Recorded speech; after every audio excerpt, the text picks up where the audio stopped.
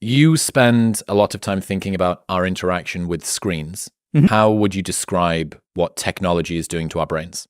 I think the short answer is not good. I think technology has a lot of benefits. So it has a lot of benefits for our lives. But specifically, what is it doing to our brains? I think is generally speaking not very good. So just as one example, if you look at basically social media, video games, pornography, most of the technology that we use that is not directly work related is going to have suppressive effects on our negative emotional circuitry. So anytime you're feeling bad, if you browse social media or you play a video game, it's going to shut off your negative emotions, which can feel good in the short term, but in the long term, it's really not good. So anytime there's a transition, anytime you're getting into the elevator, you're waiting in line somewhere, you're even getting up from like your work desk to walk somewhere else, people will just automatically pull out their phones. Mm. So we've become so hooked to these things. And I think phone designers have also tried to capitalize on that impulsivity. So if you think about it, like even things like Face ID, that shrinks the time between an impulse up here and engagement in your phone. Let's think about this, right? So everyone thinks we have good emotions and bad emotions. So we have these emotions that are good, like excitement, joy, curiosity, love. And then we have bad emotions like anger, sadness, shame, fear. And we don't want the bad emotions, we want the good emotions.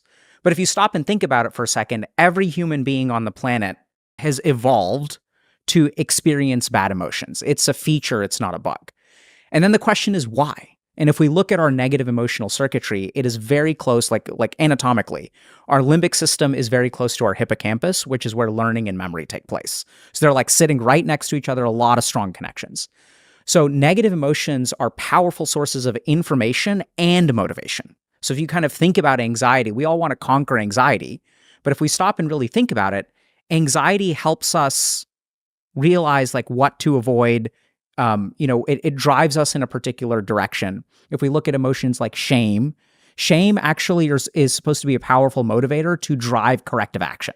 So if I feel ashamed for failing a test, I want to study really hard so I never feel that shame again.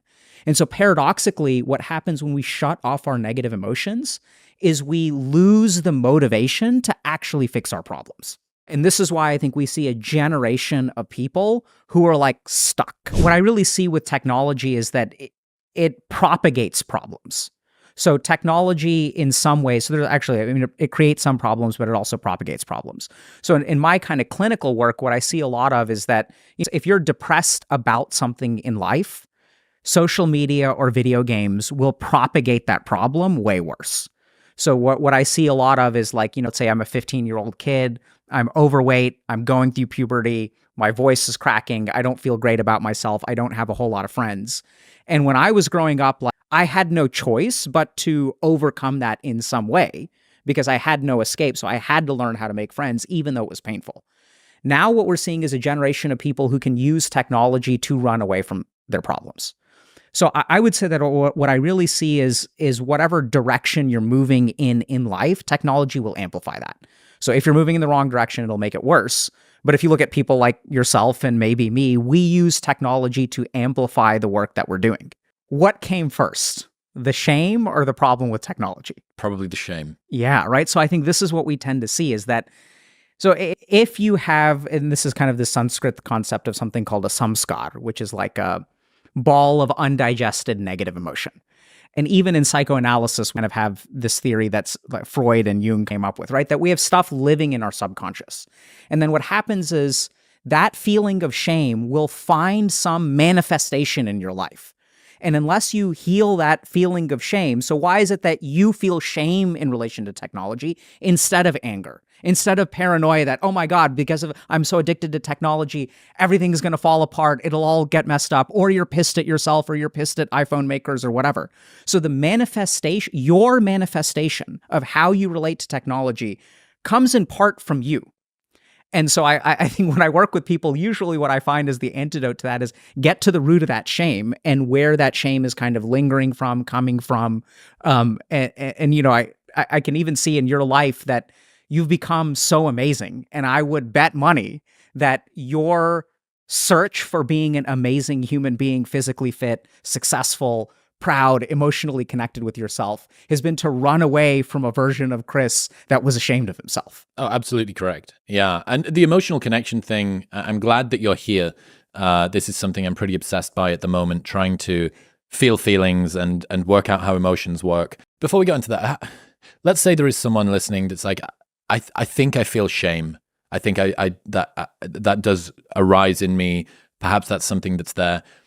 Dr. K just spoke about you get to the root of it and kind of look at it and stuff. What does that mean? Like, how do people deal with shame through self-inquiry, or how do people deal with shame at all? So, I mean, I have a couple of different answers. So one is like based on this yogic tradition. So I spent years studying to become a monk, and I think that's incredibly invaluable. And then also from like a psychiatric perspective of being a psychiatrist and doing psychotherapy, I think both directions kind of meet, by the way. So I'd say we have to start by understanding that, okay, so let's think about emotions, right? So if I am walking down the street and let's say I reach out to pet a dog, and if I pet a dog and the dog like nips at me, I feel fear. And then if I'm a kid, I may start crying, and then mommy or daddy picks me up. And then 5 minutes later, I feel totally fine because mommy or daddy has distracted me, gives me ice cream, whatever. But then if you sort of look at it, the next time I see a dog, I will have a physiologic response. I will feel afraid of the dog, even if the dog is across the street. So in a very simple sense, if we look at the way that we learn, in the way that the trauma works. So we have a negative experience, and oftentimes we do not process that experience. It simply goes dormant. And so the next time that I see the dog, the fear comes rushing back because it's living in my mind. What does processing an experience mean?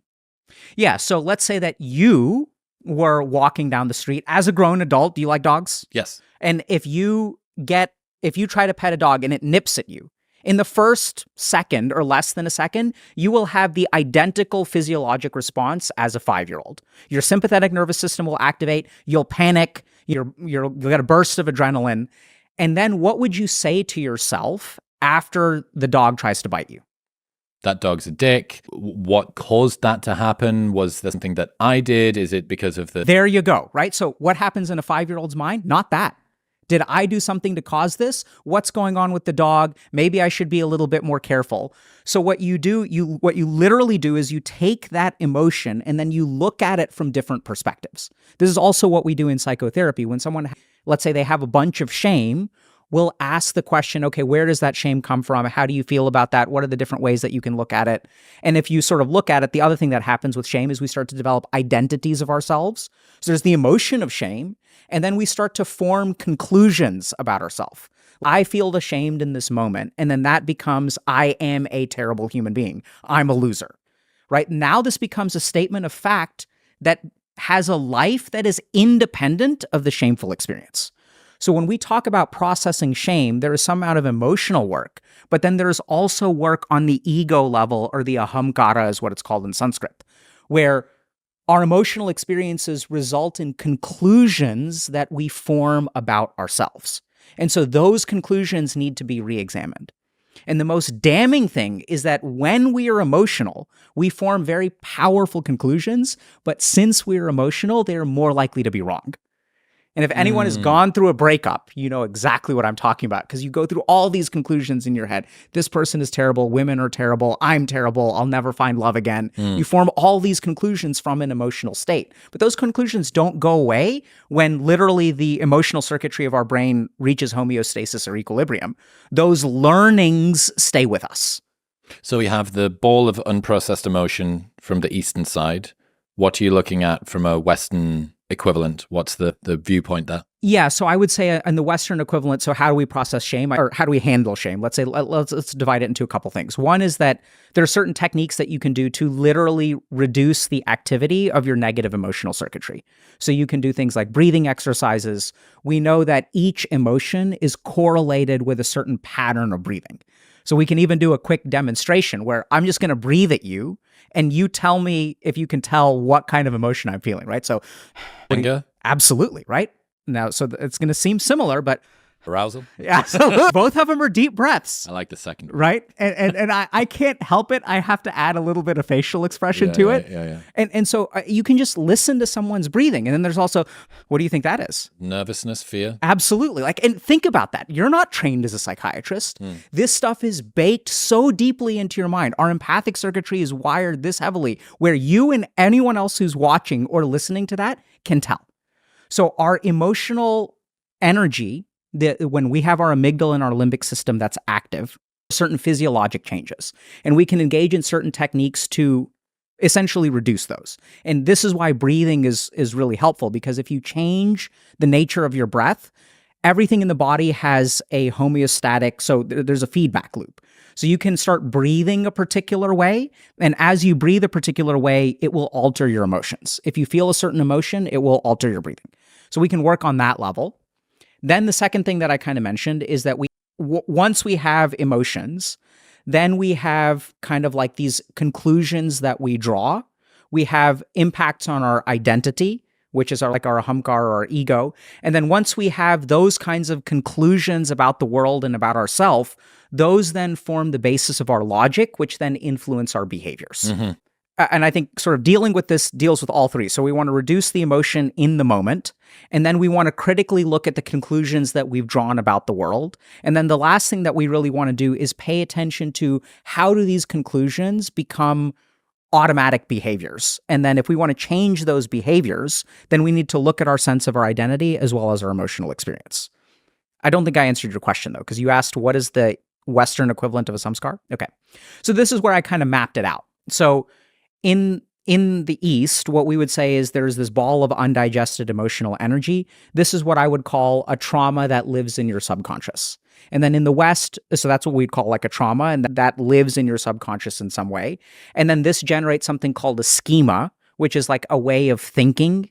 So we can have these sort of automatic thoughts from cognitive behavioral therapy or narcissistic defense mechanisms when we're talking about ego or ahamkar. And then we also know from CBT that both of these things will influence behavior. So in cognitive behavioral therapy, we're looking at the relationship between our thoughts, our feelings, and our actions. So it all maps out like pretty much one-to-one.